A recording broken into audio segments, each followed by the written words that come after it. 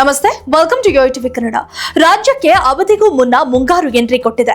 ಬಹುತೇಕ ಜಿಲ್ಲೆಗಳಲ್ಲಿ ಭಾರಿ ಮಳೆ ಕೂಡ ಮುಂದುವರೆದಿದೆ. ಹಾಗೆಯೇ ಮುಂದಿನ 2 ದಿನಗಳ ಕಾಲ ಹಲವೆಡೆ ಗುಡುಗು ಮಿಂಚು ಸಹಿತ ರಣ ಮಳೆ ಸುರಿಯುವ ಸಾಧ್ಯತೆ ಇದೆ ಎಂದು ಹವಾಮಾನ ಇಲಾಖೆ ಮುನ್ಸೂಚನೆ ನೀಡಿದೆ.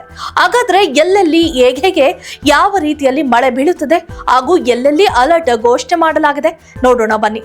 ಹೌದು, ಇಂದು ರಾಜ್ಯ ರಾಜಧಾನಿ ಬೆಂಗಳೂರಿನಲ್ಲಿ ಇಂದು ಬೆಳಗ್ಗೆ ಮೋಡ ಕವಿದ ವಾತಾವರಣವಿದ್ದು ಮಧ್ಯಾಹ್ನ ಅಥವಾ ಸಂಜೆ ವೇಳೆಗೆ ಭಾರಿ ಮಳೆಯಾಗುವ ಸಾಧ್ಯತೆ ಇದೆ ಎನ್ನುವ ಮುನ್ಸೂಚನೆ ಇದೆ. ಈಗಾಗಲೇ ಕಳೆದ 1 ವಾರದಿಂದ ನಗರದ ಹಲವೆಡೆ ಭಾರಿ ಮಳೆಯಾಗಿದ್ದು ಕೆಲವೆಡೆ ಜಿನುಗು ಹನಿ ಬೀಳುತ್ತಿದೆ.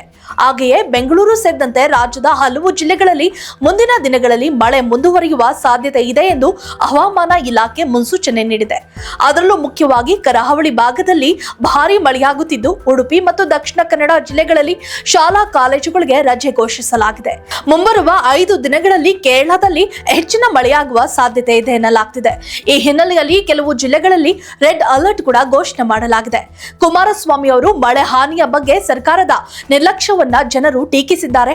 ಈಗಾಗಲೇ ಭಾರಿ ಮಳೆ ಅಬ್ಬರ ಹಿನ್ನೆಲೆಯಲ್ಲಿ ದಕ್ಷಿಣ ಕನ್ನಡ ಹಾಗೂ ಉಡುಪಿಯ ಅಂಗನವಾಡಿಯಿಂದ 10ನೇ ತರಗತಿವರೆಗೆ ರಜೆಯನ್ನ ಘೋಷಿಸಲಾಗಿದೆ.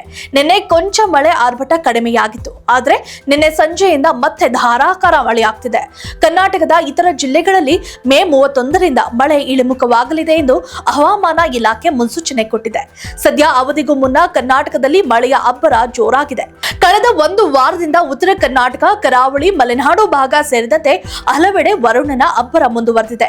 ಹೊರಗೆ ಹೋಗಲು ಆಗದ ಸ್ಥಿತಿ ನಿರ್ಮಾಣವಾಗಿದೆ. ಅಲ್ಲದೆ ಮಳೆರಾಯ ನಾನಾ ಅವಾಂತರಗಳನ್ನು ಕೂಡ ಸೃಷ್ಟಿ ಮಾಡಿದ್ದಾನೆ. ಚಳಿ ಗಾಳಿ ಜೊತೆಗೆ ಸುರಿಯುತ್ತಿರುವ ಮಳೆ ರಾಜ್ಯದ ಜನರನ್ನ ಸಂಕಷ್ಟಕ್ಕೆ ದೂಡಿದೆ. ಆದರೂ ಕರ್ನಾಟಕದಲ್ಲಿ ಇನ್ನು ಮುಂದಿನ 3 ದಿನಗಳ ಕಾಲ ಅಂದ್ರೆ ಮೇ 30ರವರೆಗೆ ಮಳೆಯಾಗಲಿದೆ ಎಂದು ಭಾರತೀಯ ಹವಾಮಾನ ಇಲಾಖೆ ಮುನ್ಸೂಚನೆ ನೀಡಿದೆ. ಈಗಾಗಲೇ ಹೇಳಿದಂತೆ ಉತ್ತರ ಕನ್ನಡ, ಉಡುಪಿ, ದಕ್ಷಿಣ ಕನ್ನಡ, ಕೊಡಗು, ಶಿವಮೊಗ್ಗ, ಚಿಕ್ಕಮಗಳೂರು ಸೇರಿ 11 ಜಿಲ್ಲೆಗಳಿಗೆ ರೆಡ್ ಅಲರ್ಟ್ ಅನ್ನ ಘೋಷಣೆ ಮಾಡಲಾಗಿದೆ. ಇನ್ನು ಬಾಗಲಕೋಟೆ, ಯಾದಗಿರಿ, ಹಾವೇರಿ, ಗದಗ, ಹಾಸನದಲ್ಲಿ ಯೆಲ್ಲೋ ಅಲರ್ಟ್ ಇದ್ದರೆ ಬೆಳಗಾವಿ, ಕಲಬುರಗಿ, ವಿಜಯಪುರ, ಬೀದರ್ ಜಿಲ್ಲೆಗೆ ಆರೆಂಜ್ ಅಲರ್ಟ್ ಅನ್ನ ಘೋಷಣೆ ಮಾಡಲಾಗಿದೆ. ಇನ್ನು ಬೆಂಗಳೂರು ನಗರದಲ್ಲಿ ಸಾಧಾರಣ ಮಳೆಯಾಗುವ ಸಾಧ್ಯತೆ ಇದೆ ಎಂದು ಭಾರತೀಯ ಹವಾಮಾನ ಇಲಾಖೆ ತಿಳಿಸಿದೆ.